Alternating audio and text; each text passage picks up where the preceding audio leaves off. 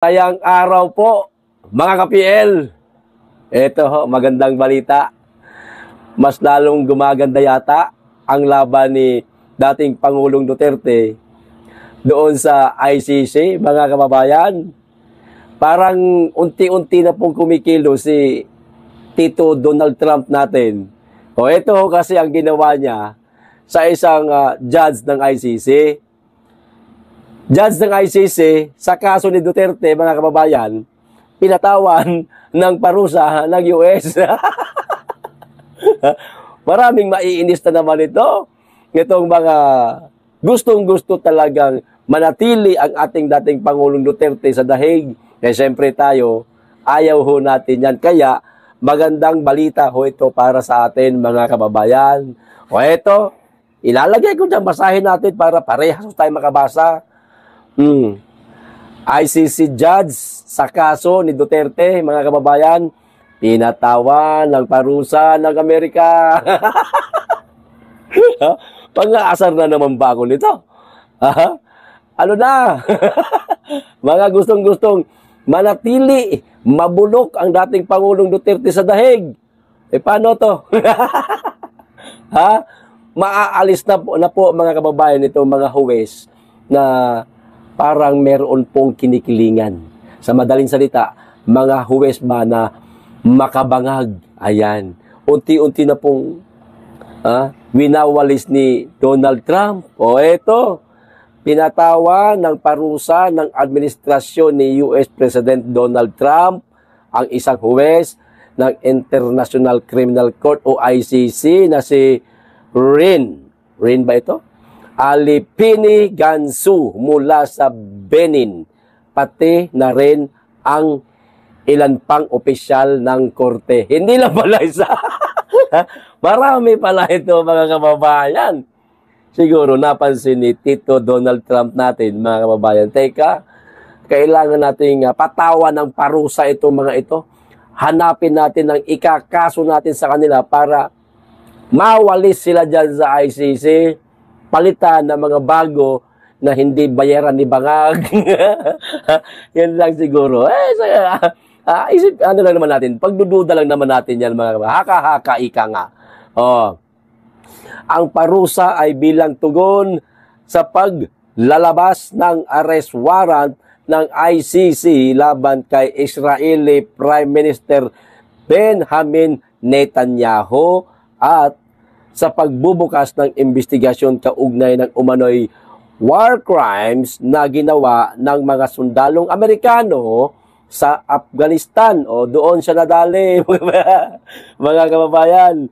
Si Alipini Gansu ay kabilang sa mga huwes na humahawak, kita nyo na, sa kasong crimes against humanity na isinampa laban kay dating Pangulong Rodrigo Duterte. Baklas na naman ang isa. Mga kababayan. Nakakatuwa nga naman itong balitang ito. Sana meron pang iba na mabaklas, mawalis. Isa sa mga huwes na humahawak sa kaso o aligasyon ng ating dating Pangulong Duterte para mapalitan ng bago. Yung hindi hubayas, yung hindi po tumanggap di umano ng gold bar.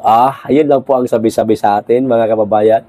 Hindi pa naman tayo sigurado dyan. So ito, judge ng ICC sa kaso ni Duterte, pinatawa ng parusa ng US. Pasahin ko na ito maliit, mga kababayan. Pinatawa ng sanksyon ng administrasyon ni US President Trump ang International Criminal Court o ICC judge na si Alipini Gansu ng Benin at iba pang opisyal. Binalik lang pala. Akala ko bagong-bago ito. Bagong-bago lang ho ito, mga kababayan,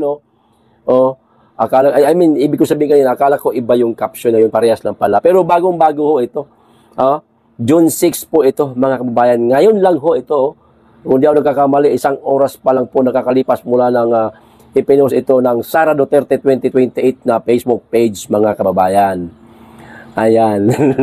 Gumaganda po ang laban. Marami na namang maaasar kasi sa impeachment pa lang ni Inday Sara, mga kababayan, marami nang kumu-question nila, hindi, kailangan ituloy ang impeachment kay Inday Sara, hindi kami papayag na hindi matuloy ang impeachment kay Inday Sara. Kami rin naman, mga dilaw, mga pinkman yan, o basta mga anti-Duterte na lang, ayan. Kami rin naman mga pro-Duterte.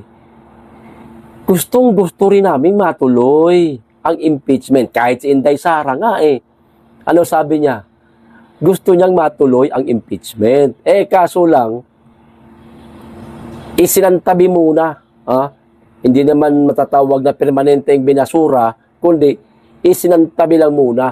Pero maaari pa rin magkaroon ng impeachment laban sa pangalawang Pangulo. At walang problema sa mga DDS yan. Kasi ang inaabangan talaga ng mga DDS, walang iba, kundi itong sinabi ni Inday Sara na bloodbath. Kasi sigurado tayo dyan, mga kababayan, napakarami talagang hawak ni Inday Sara na papakawalan niya po, mga kababayan, sa araw po ng impeachment niya mismo.